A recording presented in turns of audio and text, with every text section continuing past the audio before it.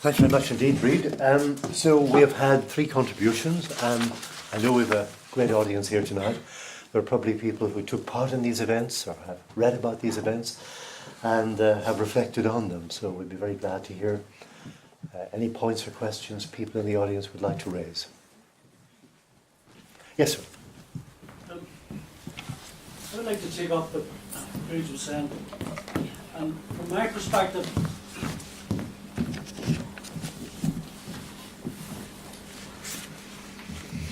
the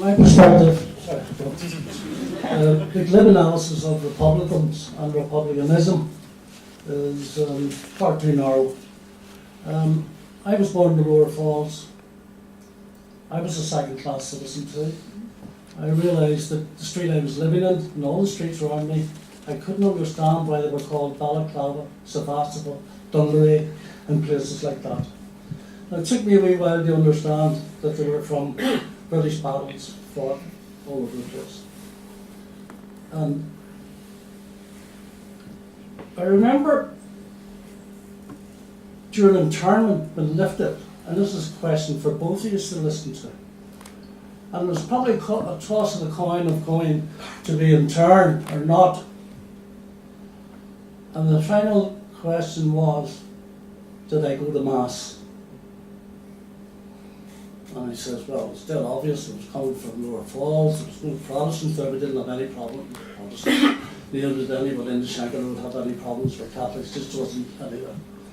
So I says, that's what it's all about. He says, oh no, do you go to Mass? I says, oh, certainly I do. Well, he says, we thought you were a communist. Now, that's the attitude that I am trying to get. There was people like Billy McMillan, Molly McGurran, who were really decent people and who were treading a very delicate road in those days to keep people away from violence until other things happened and other people turned violence. And I agree to that extent, but you know, some of those Republicans came, and the reason why there was no activity came in the 56 campaign in any cities, because we did not want those guys who are non-aligned, Muslim aligned, did not want any problems between Catholics and Protestants. Okay, well, you're touching on the fact, of course, that the Republican movement, abandoning force in the 60s, became involved in the broad front that led to the civil rights movement and all of that. I have no doubt that they were involved in the civil rights. Absolutely, I was there at meetings in St Mary's Hall and all the rest, but they took no activity whatsoever. Bríd, you want to respond? I totally agree with you. I mean, I knew Malcolm McGarn well. He's from Lurgan, same time as myself. Yes, they did. I did mention the Republican clubs, and when I was speaking, the Republican clubs, people in the Republican clubs supported the civil rights movement. They were involved in it. Billy McMillan was on the executive. I think he was on the executive. I'm not terribly sure now. I think he was. But you know, they were involved, and they did support non-violence. But you know, other people broke away from them eventually and turned to violence, and that was a disaster, because one violence begets another. You know, it's not a case of who started it, it's a case of it just keeps going on and on. But yes, I accept that the Republican Club people were genuinely involved in moving away from violence. Just on that point, just on a point of fact, the Republican clubs were actually mainly a student movement formed in '67. Certainly they developed from the Wolf Tone clubs, but the biggest movement was in Queens among students of all backgrounds and creeds, who was a kind of a Mardi Gras protest, all joined this massive Republican club and began to march, but many of them were not actually committed Republicans at all. But you're thinking, I think, of the 56, 62 men who had abandoned violence and had moved into politics and were very much involved in the birth of civil rights. Yes, sir. John.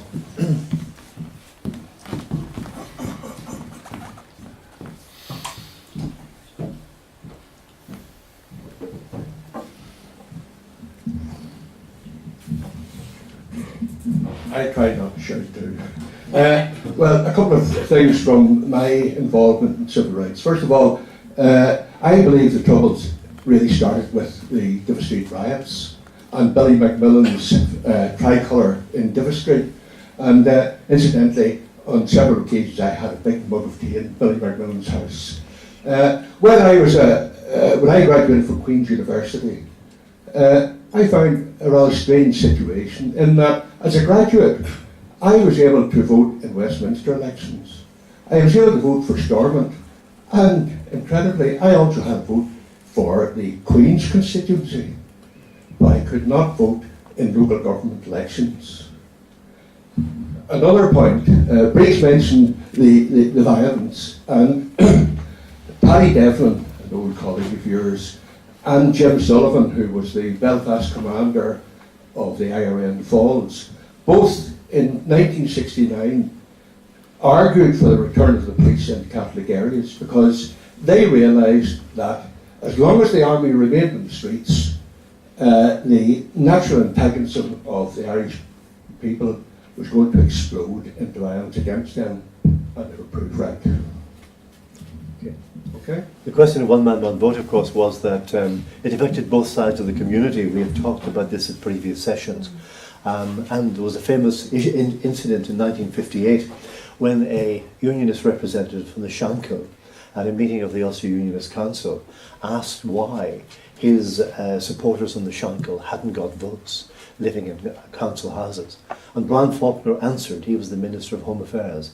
He said they can't have one man, one vote because of Derry, Fermanagh and Tyrone. Those were his words. So it was a defensive measure to protect unionist control west of the Bann, which carried jobs and housing, of course, into this very controversial period.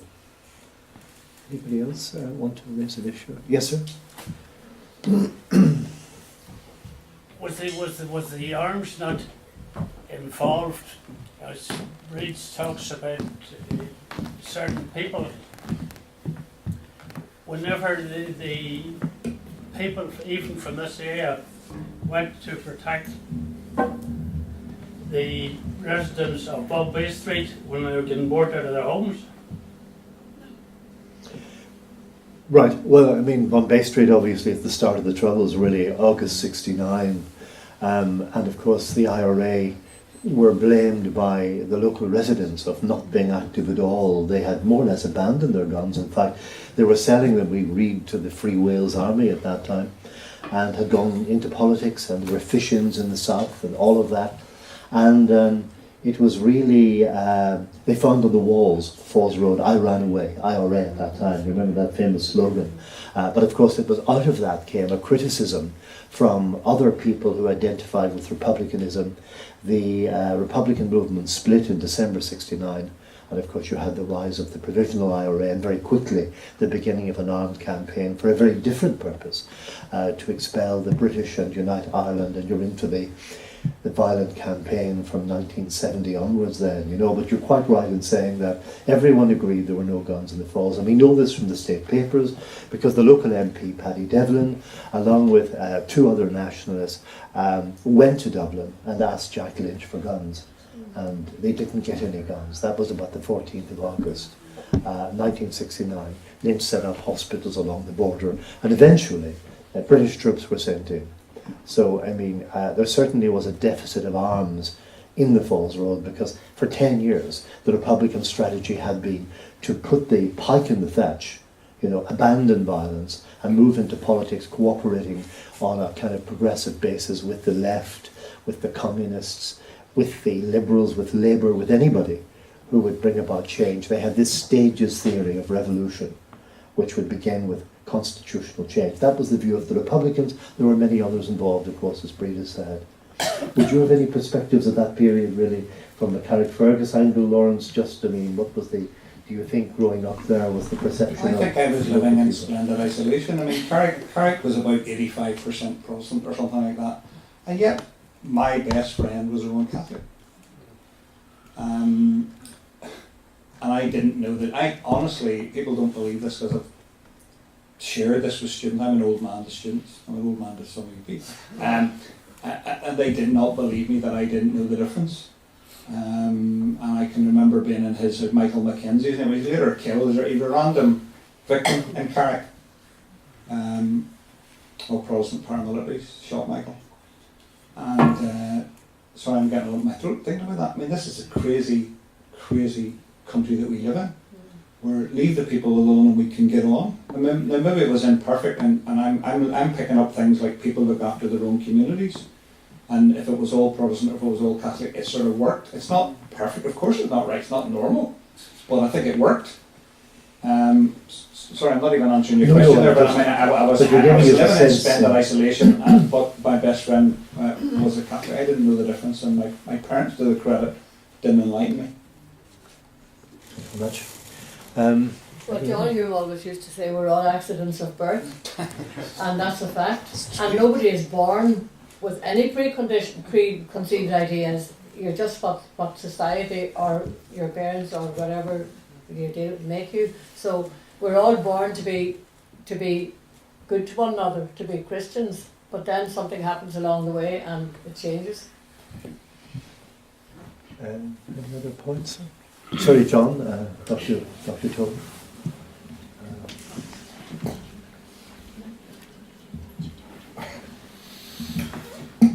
If I can echo sort of the sentiment Lawrence had there, coming from a Catholic point of view in the 1960s, I certainly wasn't a nationalist, I was just a school boy.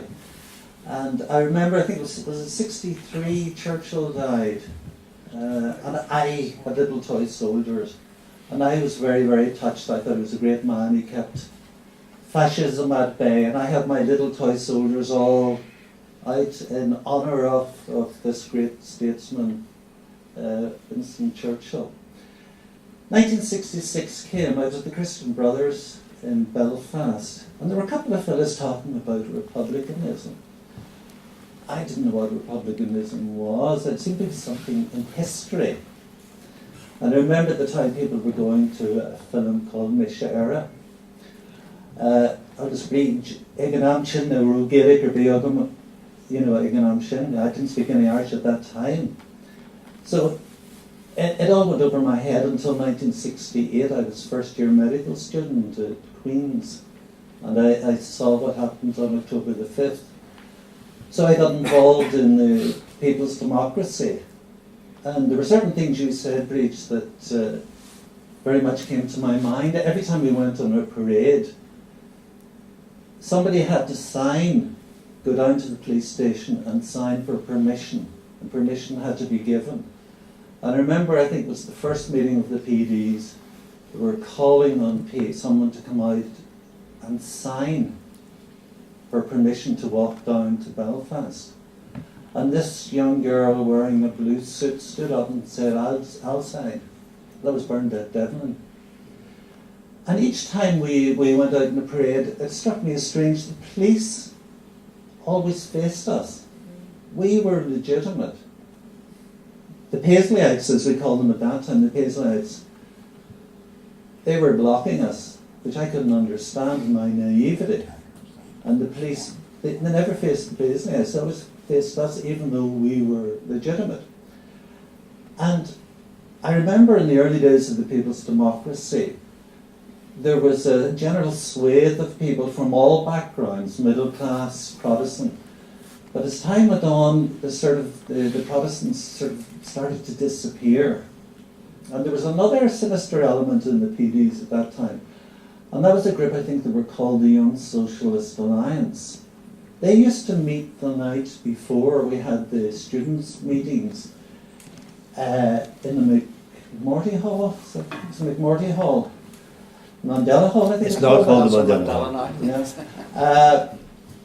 And it was very clear from people like Cyril Toman, Michael Farrell, that they were trying to set the agenda for the People's Democracy. But the majority of the people in the People's Democracy were students, but moderate sort. I remember, this seems pretty funny now, I remember shortly before the march to Burntullet, and I was on the march the full 4 days, we were having a meeting, and I suggested, let's carry a Union Jack wrapped up in black tape, closed, symbolising the death of British democracy. And when we reach Derry, we can unfurl it, because the concept of British democracy meant something to me at that time. I must say I didn't get much support for that idea. But I've just given you a perspective of somebody who was involved at the time. And to cut a long story short, to bring another religious aspect into it, Lawrence, that you might appreciate, on the fourth day, January the 4th, when we were ambushed at Burntollet, each day before that, the police always sort of tried to find an excuse to stop us marching. But we managed to outwit them or get through some way or another.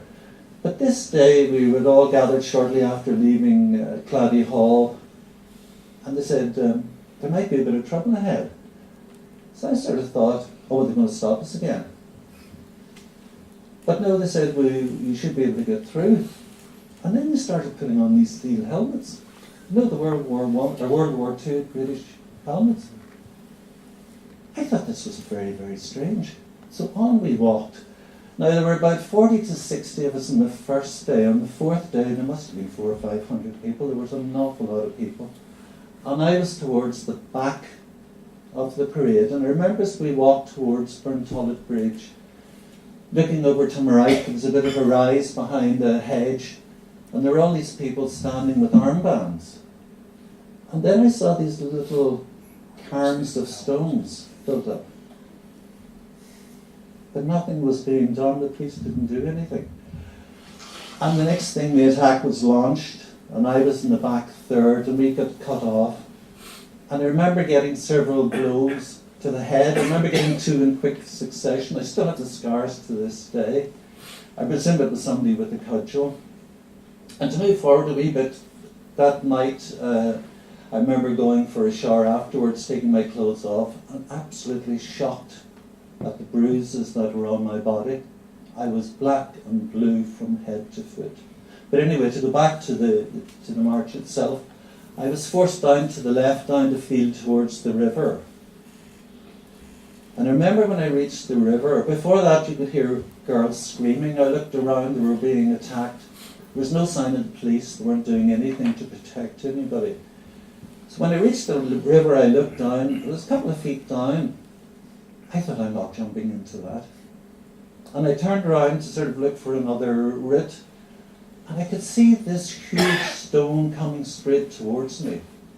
Now, what the people had gathered the night before were not ordinary stones, but stones from quarries. So they're quite big. And I remember looking at this stone, and my first thought wasn't this is going to kill me. My first thought was, how the hell did anybody get that into the air? So I managed to dodge the stone, and I jumped into the river. And I climbed up the other side, and there was a bit of a hill, and I met somebody who was equally frightened, injured, soaking as I was, and we met a third person. And we walked on up to, came to another road. The three of us were in very, very bad shape. So we started to walk towards Derry, or what we thought was the direction towards Derry. And Lawrence, although I'm a Catholic, I'm a very Protestant Catholic. I think it's very important to have a personal relationship with Jesus Christ, which would be my approach to religion. And following that, how I treat other people, I believe on Judgment Day, Jesus will say to me, that's the way you treated me. So that just to give you a little bit of the basis of my religious faith, which probably reflects your religious faith, having that personal relationship with Jesus Christ. But I happen to practice in the Catholic Church. And we walked, and I could see a figure coming towards us.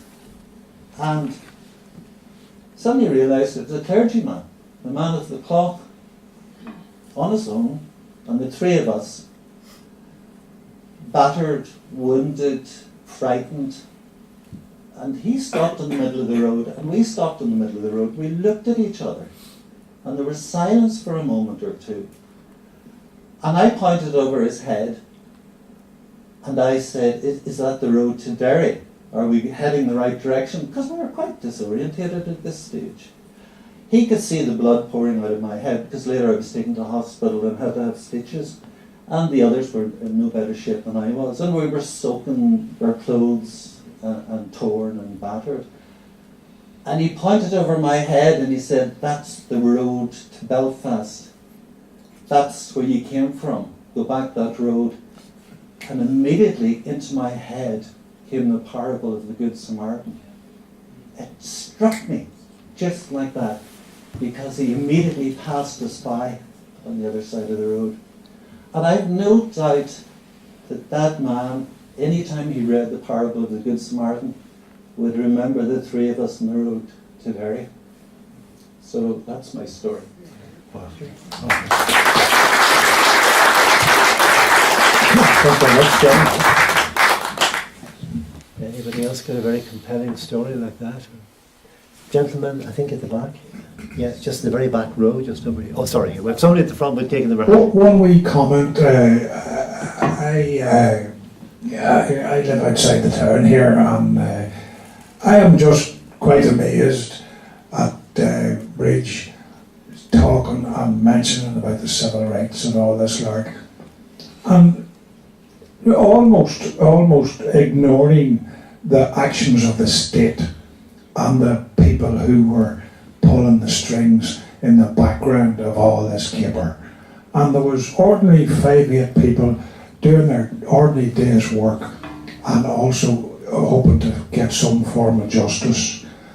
But the ones with the bar were extremely concerned to make sure that there was never going to be any changes here. And they, with brute force and extreme violence, taught manner, or assumed they were going to teach manners to the people in Ballymurphy or the Bogside or Cookstown or Dungannon, and went about it with glee. And you seem to say that the failure of the civil rights was within the organisation, whereas the way I would see it would be the exact opposite. The failure was the reaction of the state to people looking for justice. Full stop. You want to comment? Well, you must have misunderstood me, because what I was saying was that it was the state's reaction to the peaceful demands and marches of the civil rights that actually made the case for change. Because the fact that marchers who were marching peacefully were attacked first of all by loyalists and were not protected by the state, and then on the 5th of October were attacked by the forces of the state, was what actually wakened the rest of the world to what really was the position in Northern Ireland, and forced the British government to bring about changes. Several people on the way up. Maybe we'll go here first and then we'll make one.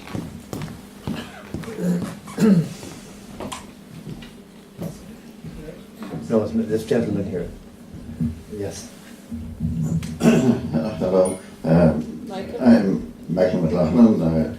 I took part in the first civil rights march and helped to organise it. Now, over the years, I have reflected a lot on the first civil rights march and the progression of events, and afterwards, till we get to where we are today, still in a very divided society. But I've often thought about the early days of the civil rights march. The early days, Con McCluskey and Ms McCluskey, they were the important people in Dungannon. They were setting the agenda, which was to press for a reform, to ask for civil rights. That was the early civil rights movement. Culloden occurred, Austin Curry came very much into the picture. The first civil rights march was organised by, I often think that sometimes it's lost in history, but it arose from a meeting in Austin Curry's house, where John Dennehy, who was a councillor in Dungannon like myself, and Austin Curry, and two Republican club members, Tom O'Connor and Brian Quinn, who had teamed up with us to try to gain some way of highlighting the continuing injustices in housing. And housing was a big issue in Dungannon at that time. That civil rights march, we then approached the Civil Rights Association for their help in organising a protest march. And the march was to be from Craigavon to Dungannon. The Civil Rights Association accepted our proposal, which we made to them in Mahara, for a protest march. But it was conditional. It was conditional on it being under the civil rights banner, which we were happy to go along with, because there were lots of other civil rights denials, as have often been outlined in jobs, housing, voting, etc. Those were something that we could go along with. Now that was the beginning of the civil rights march in Dungannon, and it was, as Bríd has pointed out, it was a progression from the first march around the streets of Dungannon, which was carried out by the Homeless Citizens League in Dungannon, assisted by Mr. McCluskey. Now, in reflecting on what happened afterwards, I've thought to myself that from the very beginning, on the first steps outside from Craigavon to Dungannon, the civil rights was beginning to be taken over. In the first instance, it was taken over by Jerry Fitt. It was taken over by the MPs. When we got to Dungannon, Jerry Fitt was practically in command, because he stood up on the platform at the hospital corner, and he urged people to break through the police cordon. And on the other side were the loyalists of the time. It's hard to put a label on them, because they really weren't being described as that. A lot of them were actually councillors, people who had sat in the chamber with me in the old urban council. So it was hard to contemplate. But one of the things that I'm always very proud of, that I walked from Craigavon to Dungannon with two Protestant friends, with Jack Hazard and with George Watson, who was a neighbour of mine. And both of them marched in that for civil rights. Now they could see the need for civil rights, but a lot of their Protestant neighbours and friends couldn't see it. Over the years I've made a lot of Protestant friends, and a lot of them are still puzzled as to why I was ever involved in the civil rights movement. But as Bríd has described it eloquently there earlier, when she went to Lurgan, she could see that she was put into a second-class citizenship role. Well, I felt the same in Dungannon. I was a young, at the time, a teacher in the local school. I watched the first civil rights march, which I termed the Homeless Citizens League March, go round Dungannon town, and a lot of the people that I was schoolmates of mine in the Brothers' School at the time were married to the women who carried the placards. And it was that sort of atmosphere in Dungannon that brought me first of all into the campaign for social justice, and later into the Civil Rights Association. But I would come back to the point that I made. The civil rights movement began to be taken over first of all, by the politicians. It wasn't very long from that until the People's Democracy began to form, and People's Democracy began to infiltrate the Civil Rights Association.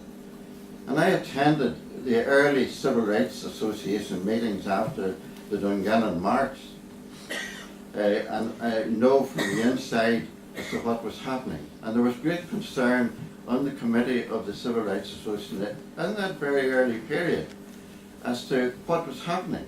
And they feared that they were going to be taken over by the People's Democracy, which did infiltrate them and did get into the civil rights executive and was able to influence them. But they then were succeeded by the Republican clubs, who began to also to assert their authority and gain the influence on the Civil Rights Association. So it was a progression of events. And later on, as Bríd pointed out, it was a matter of escalation. Eventually, John Donaghy, Bríd, yourself, and Dr. McCluskey left the Civil Rights Association. And I would concur with her that that was in a way the end of the Civil Rights Association. From there on, it had been well and truly taken over by various movements. The MPs, the politicians had lost their influence. It was gained then by the People's Democracy and by the Republican clubs.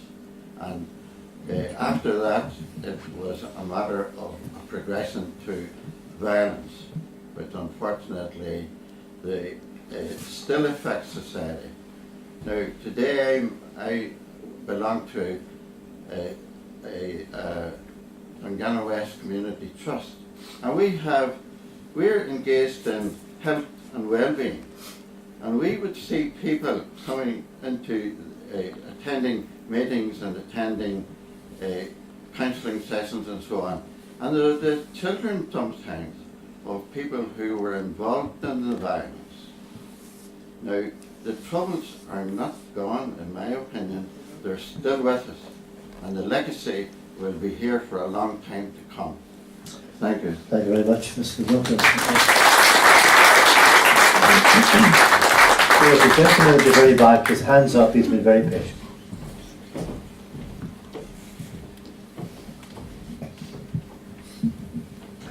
I would like to say something about the influence of Republican clubs at the time. In the mid-60s, as a teenager, I joined Fianna Éireann. I remember going down to a summer school in Mornington, just outside Drogheda, I think it is. And on the Sunday evening, we were expecting to be addressed by the Chief of Staff of the official IRA, Cathal Golding. And we were there sitting in anticipation that he would come and explain to us the latest tactics in guerrilla warfare. What he did say to us was a mixture of disappointment and enthusiasm. What he said to us was that the most revolutionary thing we could do at that time was to support civil rights, ensure that it stayed peaceful. The British state, the Stormont state, what they wanted was violence. They wanted the civil rights movement to react with violence. So the Republican movement, the Republican clubs at the time, they were very much involved in ensuring, as far as they possibly could, that the civil rights demonstrations remained peaceful. And that's what they did do. There was mention of People's Democracy. The Republican movement actually split part of this move towards socialism, this move away from traditional nationalism towards political work. That was primarily the cause of the split within the Republican movement. And a large element of People's Democracy actually lined up with the provisional element to form an organisation which never gets mentioned, Northern Resistance. Northern Resistance was actually the forerunners of the provisional IRA. So I completely refute that the influence of the Republican clubs was in any way negative. It was very positive right until the end. And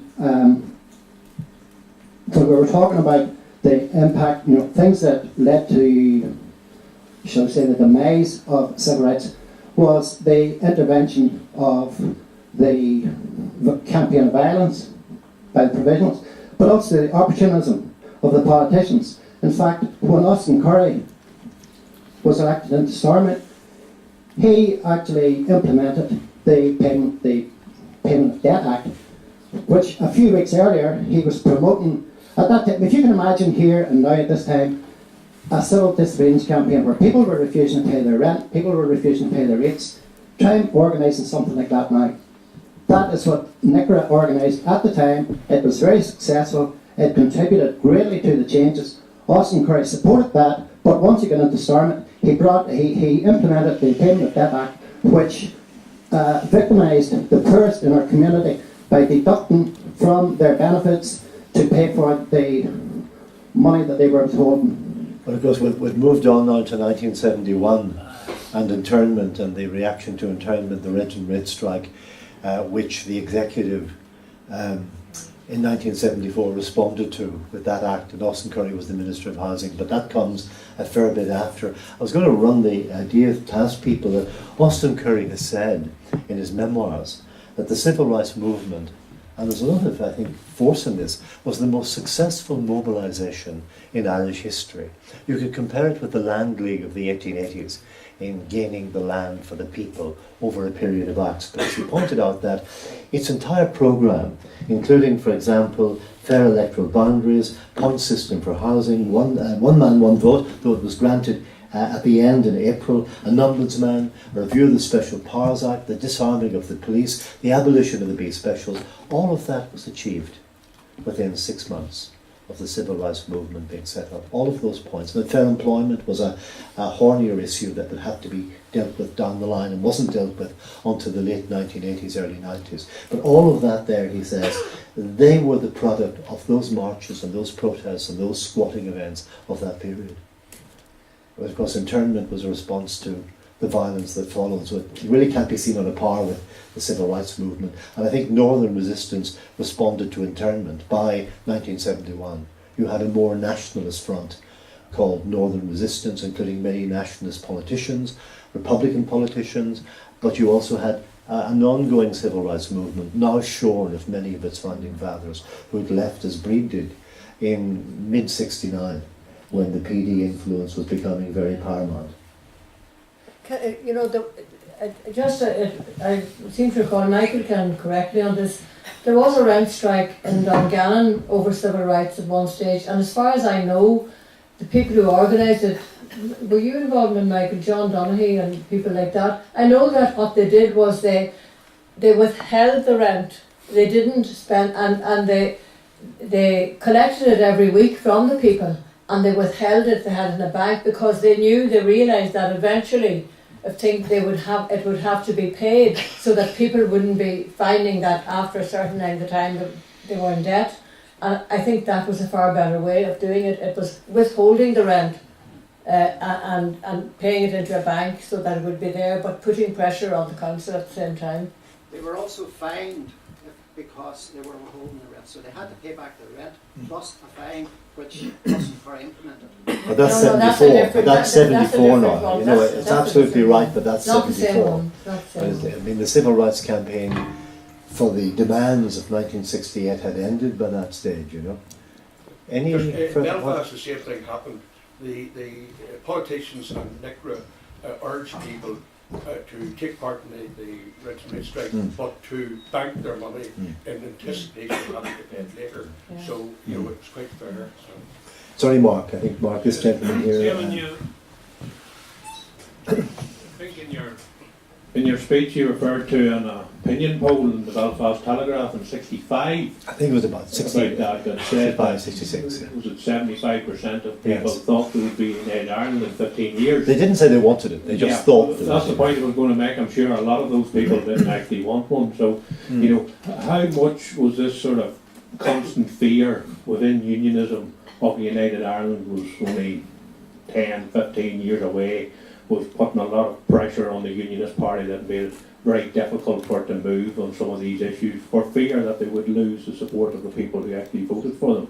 Because throughout the whole of Unionist history nearly it seems to be a constant battle between moderates and hardliners, where even Craig was facing problems with Nixon and Henderson in Belfast, and in Brooke's time even Brian McGuinness was, who you referred to earlier, was getting opposition in his IV constituency with a hardliner getting 40% of the vote. Yes, I mean, I'll just answer the historical point and pass it on for others, but I mean, effectively, there was always that element of unionism called loyalism. It was hard to know where unionism graded into loyalism, the sort of the hard edge of unionism, which emerged, of course, with people like Gusty Spence in the 60s, and indeed the movement that Ian Paisley led, being people who were very much reacting with fear to perceptions of events, certainly sometimes misperceptions, with fears played on by politicians. But certainly, yes, indeed, there was always that right-wing element. Unionism was a broad church. It was a balance of geographical, class interests, and indeed different elements, from the orange and the black to kind of perhaps much more, if you like, right-wing elements. So that's a factor there. And Brooke's success as a unionist was holding all these together. But then you see O'Neill meeting Lemass. Remember, that ends a 40-year Cold War with the South. Since the meeting between Cosgrave and Craig, as he was then, in Chequers in 1925 to seal the border, to sign it off, to 1965, a 40-year period. There was really an effective Cold War with the South. A few agreements on foiled fisheries and hydroelectric power, but nothing major. Even though people like Brian Faulkner were educated in Dublin at St Andrew's School, and of course he was headed for Trinity to do law. Nonetheless, there was this Cold War between North and South. And then suddenly in 65, O'Neill keeps his cabinet in the dark, invites Sean Lemass up. Sean Lemass, of course, was a veteran of the 1916 Rising. It's a major event.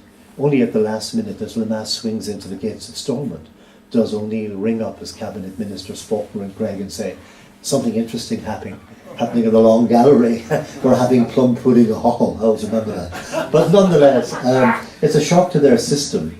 And of course Paisley, and we haven't mentioned Paisley very much. We've talked about the Paisleyites, who are formerly the counter-demonstrators at various places, notably at Burntollet, people who had identified with Paisleyism, and his ally, Major Ronald Bunting, was actually at Burntollet. But I mean, Paisley is growing in influence and power in this period, still being mocked by the Fur Coat Brigade within unionism. But from the 50s on, there's a steady trajectory. His newspapers formed in 64. It does contain anti-Catholic diatribes, and we've heard something of that anti-Catholicism from Lawrence's contribution. And we have a sense of that. And Paisley is playing the populist card. He talks about the dry closets in the bandside when he opposes O'Neill in 69. And his mentor in the 1940s was the independent unionist MP J.W. Nixon, whom you mentioned, a former RIC district inspector from County Cavan, who played a pretty murky role in the early troubles in Belfast, possibly involved in the McMahon murders. Paisley, look, even in his valedictory programmes, which I had a hand in 4 years ago, Paisley talked about the influence of Nixon on him. He also admired Harry Diamond. He told us that he really admired Harry Diamond. He used to go to Stormont and watch certain politicians and learn from them. Harry Diamond had, a kind of a sense of the dramatic, and certainly produced some amazing letter in the chamber making allegations. Paisley watched all of that. He was a rising force. And come the early 60s, the O'Neill must go movement begins. Paisley is accusing O'Neill of betraying Ulster's Protestant and Unionist heritage and British heritage, and he becomes a major force in all of this. No one would have predicted when he promised to lead a march up the Falls Road in 64 to remove a tricolour from the Republican Party headquarters, that, by 68 he would be the kind of lightning rod for those who oppose civil rights, or that by 2007 he would be First Minister. Nobody could have predicted that then. So he's kind of the figure in the background here, who, ironically, in those last valedictory programmes said, of course there was discrimination, of course there was gerrymandering, of course the Catholics were treated unfairly. An amazing revelation after all the naysaying of those years. So, I mean, he bears some responsibility as well, but I don't know if the panel would agree. Bríd. Totally right. I mean, he's a master of the simple phrase. Near my Pope to thee was one of his, just to mock anybody, trying to talk to a Catholic.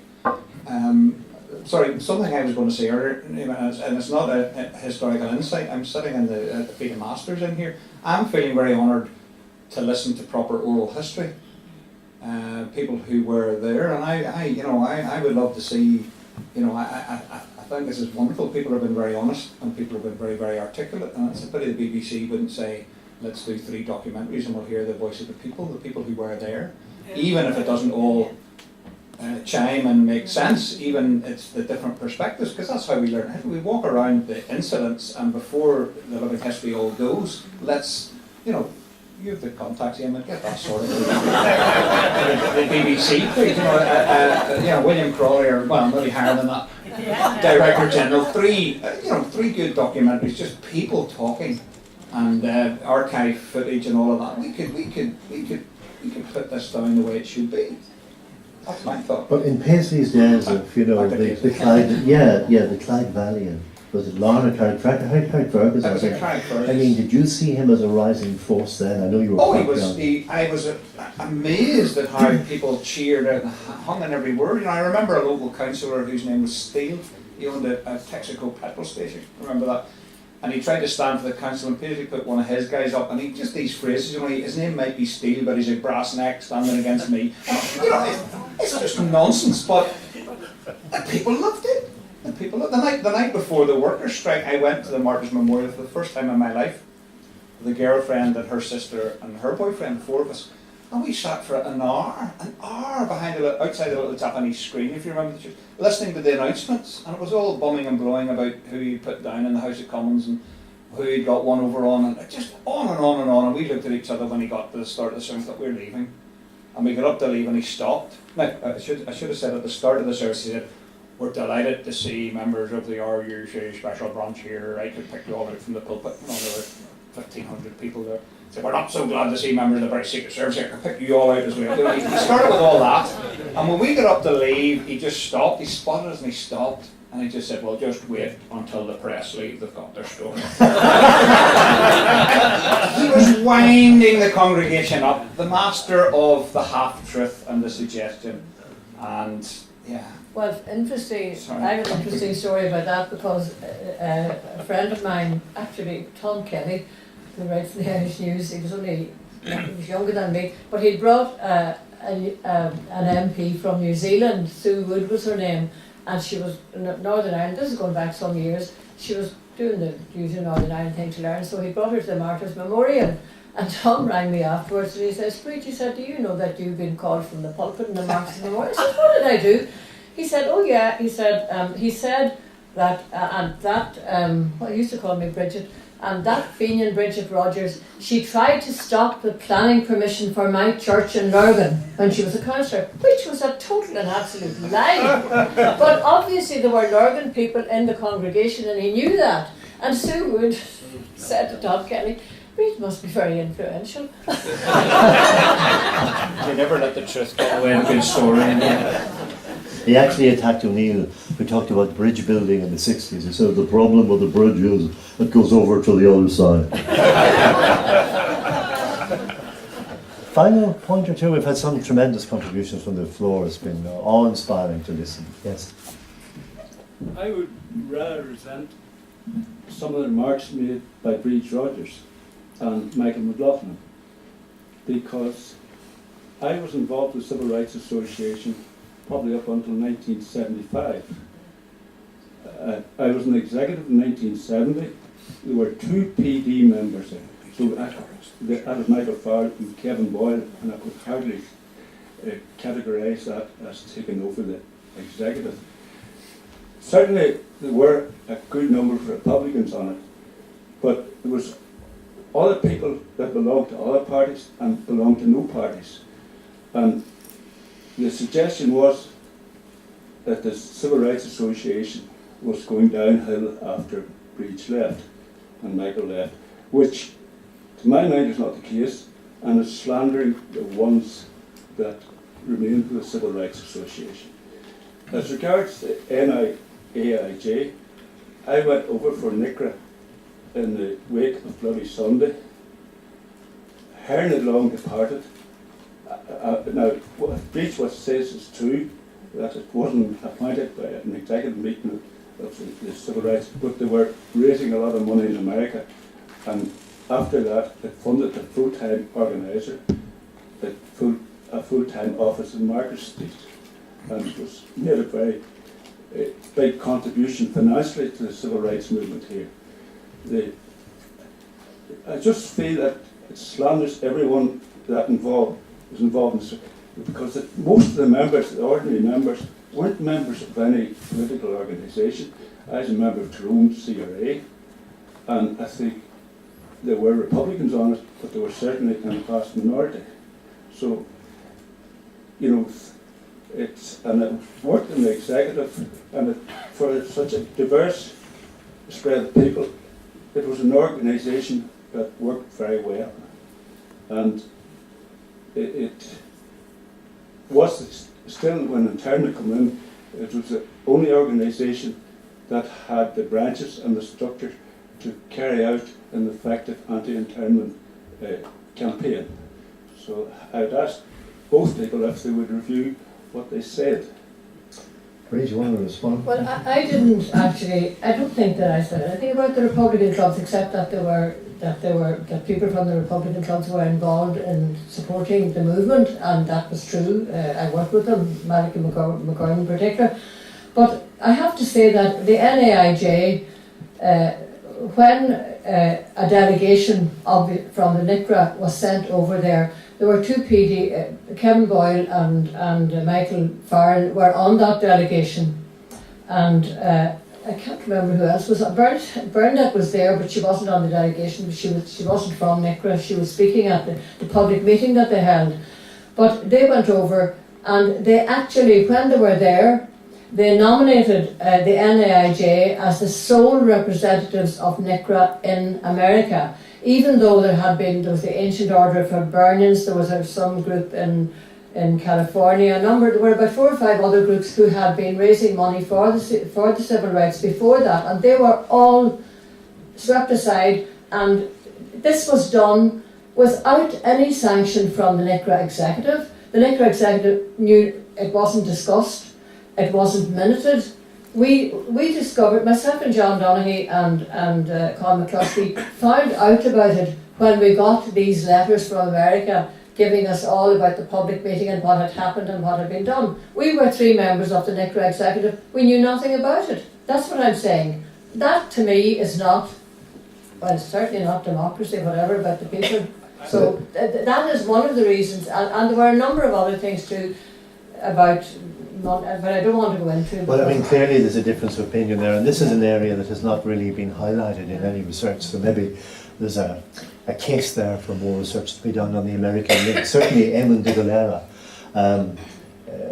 40 years before, when he went to America, there were massive splits as well involving American organisations. So America tends to have that effect. No doubt about that. Is there a final point anybody wants to make, just as we're coming to an end?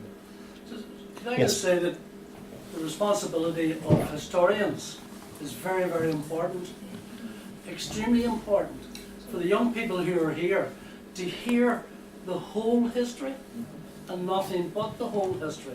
Nothing, but not something that comes from my side, your side, and somebody else's side. And you have, usually the guys, these historians have a great responsibility not to warp from a book's point of view or from the Peasleyite, whatever the case may be. And I applaud you for not doing that. Well, the great thing about these 4 sessions, and we started, 3 weeks ago in North Belfast, we went to the Guildhall, we went to Larne, we're here tonight, is that we've looked at every aspect, from the judiciary to the CDU to the campaign for social justice to Paisley's role to O'Neill's policies to the 47 Act. There's nothing we haven't really looked at, and certainly the personal testimonies which we've recorded here tonight, and it's all captured on film, will be a great resource for historians and for these young people, as you say, who want to explore how we got to where we are now, and the massive contribution that the civil rights movement made, because its time had come in the 60s, and the 1920 Act didn't have any safeguards, and Austin Curry tells the story that he'd been trying to draw attention to injustices in Northern Ireland, where we derogated from the British norm in the case of the Mater Hospital or in special powers, especially in housing. And he was told by his friends in the House of Commons in 1968, look, we've tried everything. There's no interest across the House in Northern Ireland. They're all interested in Europe, persuading de Gaulle to let Britain join. The white heat of technology was the language of Harold Wilson. You're going to have to do something dramatic. Lawson Curry told me, and he records in his book, how he came back home, he talked to some of his colleagues, I'm sure Michael and others in Dungannon, and they decided to not only squat in the house in Caledon, which had been allocated to a single girl of 18, while large families waited on the waiting list, but they actually got the cameras there on that very night. And that was to unlock the mysteries of Northern Ireland for the wider world and for the British political establishment, and the rest became history. So look, can I thank you all for coming here tonight? Can I thank Bríd Rodgers for coming in and giving us her recollections from Fitzpatrick, and all the people in the floor who contributed to this debate. Thank you very much. This concludes the floor session.